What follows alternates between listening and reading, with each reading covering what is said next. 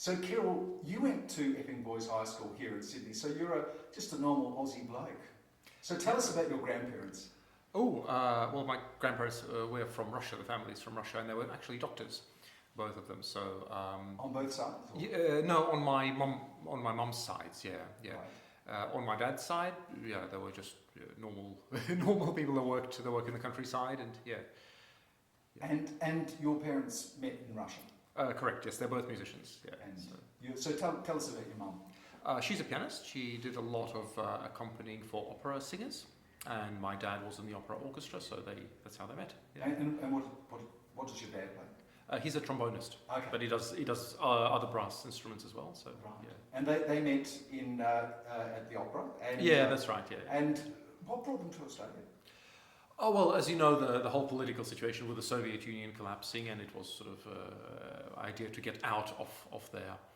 I think, like for a lot of people, yeah, that were locked in for a long time, you know.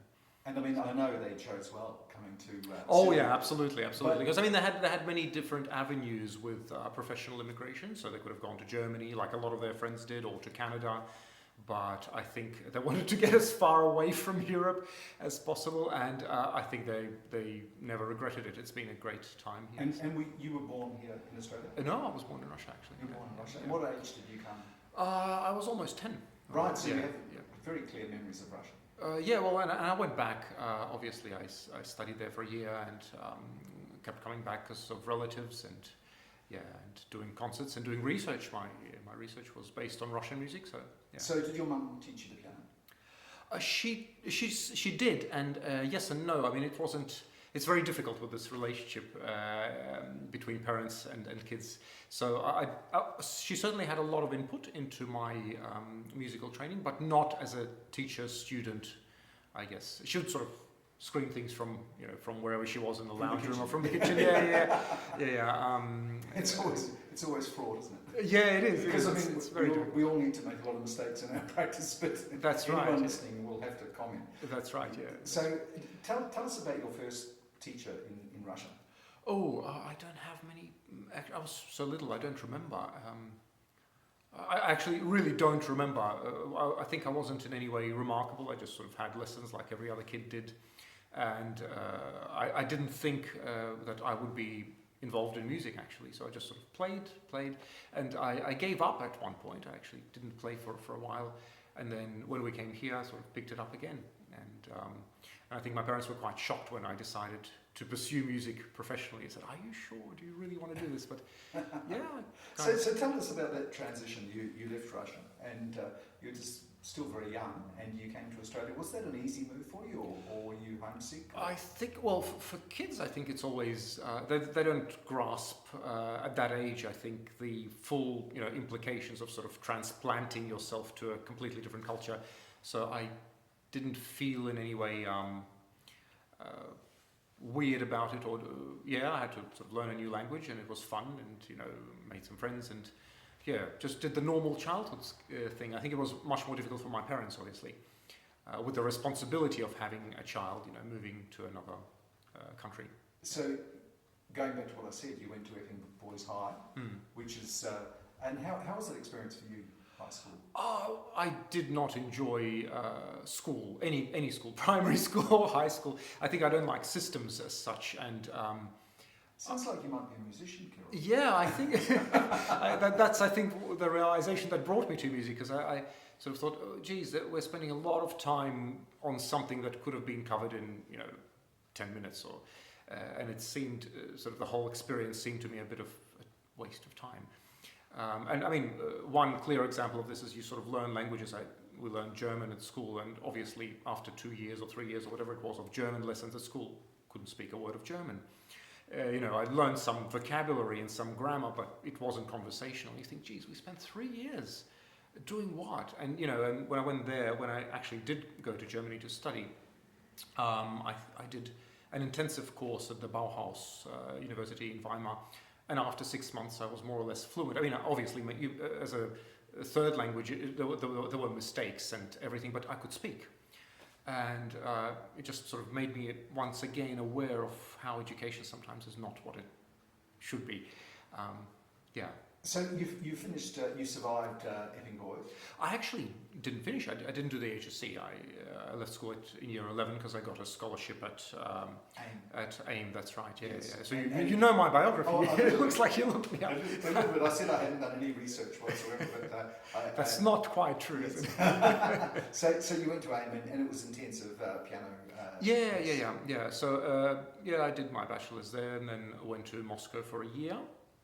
I then came back. So tell me, did it feel like going home, or was it like visiting a foreign country? It was very different because it had changed so much in that time, and obviously, I changed as well, having grown up here. The mentality was different. But I mean, I enjoyed the concerts. I mean, it had a very intense cultural life. I mean, Moscow is famous for theatres, and I think there's something like almost 600 theatres. 300 companies with several stages, the big stage, the small stage, the experimental stage. So I really enjoyed that cultural life of the city. And it was an interesting experience, but I thought I will return. So I did. And then, did some teaching and decided to go and do another course, but this time in Germany, which was always a land for me that through the history, obviously, through all those Germanic composers, Bach, Beethoven, Brahms, Schubert. Schubert was Austrian, obviously, but still German-speaking, and the culture was immensely attractive to me. Even though, again, German culture today is very different from that golden age, I guess we could call it, of music. But still, having learned the language, you feel a step closer. You're listening to a Schubert lead, and you don't need to read the text because you understand it. Yes. It was very, very interesting. And tell me about your piano lessons there. I studied with a professor called Christian Müller. He's a wonderful musician, a great chamber player, and great teacher. So, I really enjoyed being there. Weimar is such a small town. It was a town of Bach and Liszt later on, and Goethe, Schiller, and many others. It's a cultural capital of Germany. And by this stage in your career, were you beginning to develop particular interests in music, or was it still a wide open sort of music? No, I think I always had a very strong preference for, say, Bach and the Baroque. That was always something that was very interesting to me, and the depth of it. Because, Bach has so many sides to himself. There's just something in it for everyone, I guess. So I think... in Weimar, I really, put my foot down and said I want to do the World Tempered Clavier Book 1, and which I did. My teacher was horrified, I think, Christian, but he let me do it, and So why was he horrified?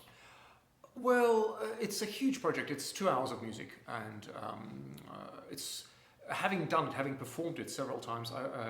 I don't think I'll do it again because it's just almost too rich for a concert. I think. It's very hard to enjoy it after a certain while. There's just so much going on. So I think if I had to do it again, I'd probably do it in sets of 6, coupled with something else.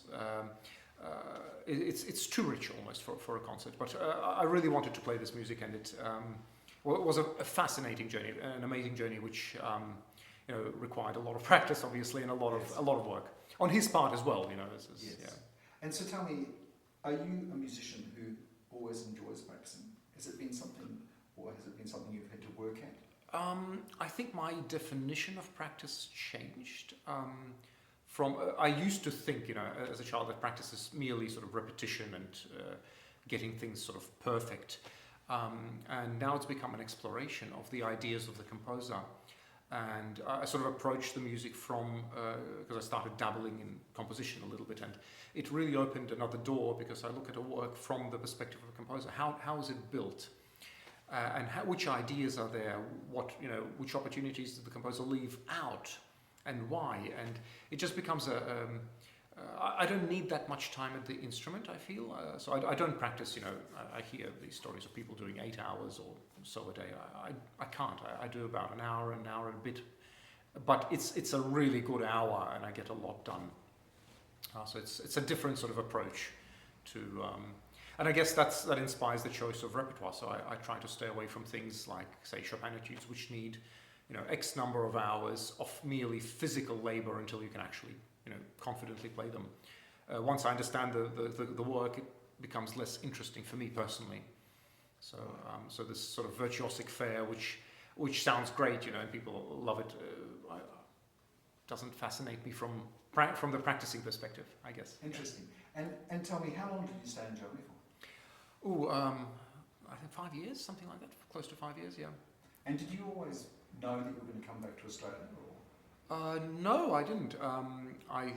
At that time I did a German diploma, which now they've changed to the bachelor's and master's system, and I thought maybe I could stay and do a PhD or something there, and I looked into it, but it wasn't available at the time, and I sort of hung around for a bit, and then I thought I'd better go home. And again, it was a great decision.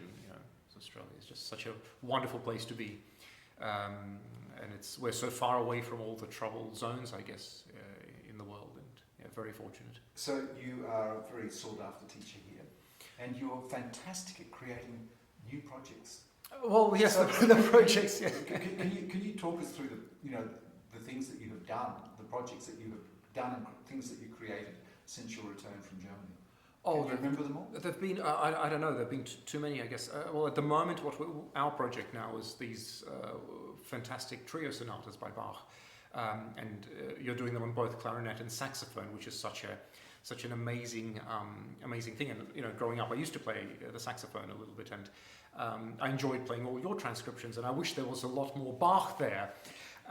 So I think that's a mission that I've hopefully accomplished by doing these arrangements, which I'm surprised haven't been done before.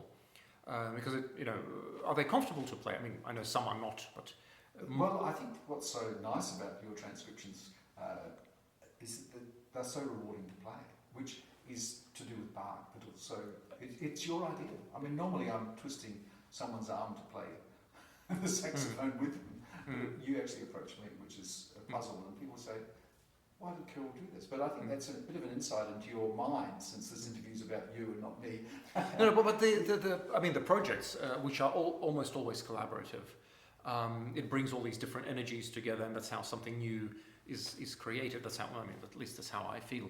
But no, the music is absolutely remarkable, and so that's one of the projects, obviously, and it's great to have them as chamber music again, which is how they originated before he arranged them for organ.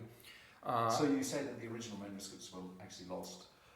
The original chamber works, a lot of Bach's chamber music, unfortunately, was lost, and we know that he arranged them.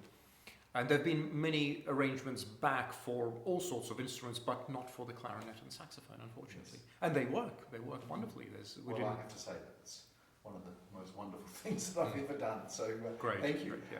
But anyway, let's talk about some of the other projects, because I know you've got a mammoth one on with Kui. Well, the Kui one is, my PhD here was on the unknown piano works of Kui, who was one of the mighty handful, one of the Russian five.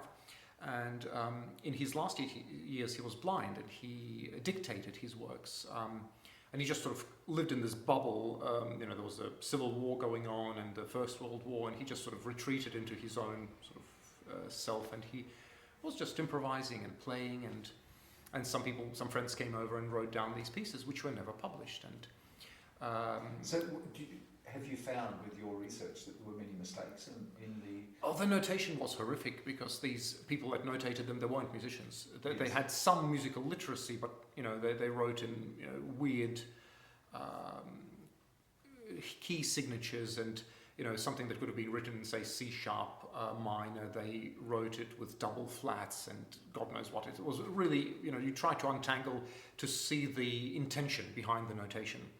And obviously to do that you have to explore the other works, and now we have a collaborative project of recording the complete Kui works with a wonderful pianist in Italy called Marco Rapetti, and my former supervisor and teacher here, Paul Ricard Ford. So we've split up the works, and there's a lot. It's going to be 8 CDs. It's a lot of music. Kui was very, very prolific, 106 opus numbers and 16 operas, and wonderful romantic music. A lot of it is salon music, which was his intended audience. So, but yeah, let's see what happens. It's sort of due at the end of the year.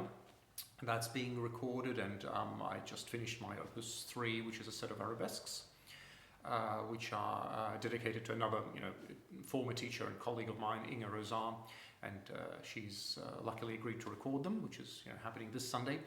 So yeah, there's a lot of things happening. I've got a set of Metna preludes which have never been published, 6 of them, which I found again in my research. So I'm due to record them this year, and some Glazunov. So it's really a lot, and this is just this year. Yeah. So these are. So do you find the recording satisfying doing that? Because for some people it's concerts, but concerts are fraught, trying to find audiences and find audiences who will listen to what you want to play. So do you enjoy the recording more? I can't say I enjoy the. I mean, it's about recording is about perfection. Trying to get the most perfect thing down. And for me, what is interesting is the exploration of the ideas in the music. So when I have to, work towards getting that down, playing itself is less stressful, I guess. Because in a recording you don't have to memorize. You can retake certain things, but the editing then is a bit laborious and something I don't really enjoy, but something that has to be done. So looking to the future, students queuing up outside your door all the time, and do you have any further projects that sort of? Oh, look, I don't know. I'll start thinking about that when these ones are out of the way. So, when that door is closed, the new one opens, I think. So yes. At the moment, I can't see beyond having, finishing those ones. Yes. It's going to be quite a full year, I think. So, yeah. Kiril, thanks so much. Thank you, Mark. For sharing your Thank you. story. Thank you.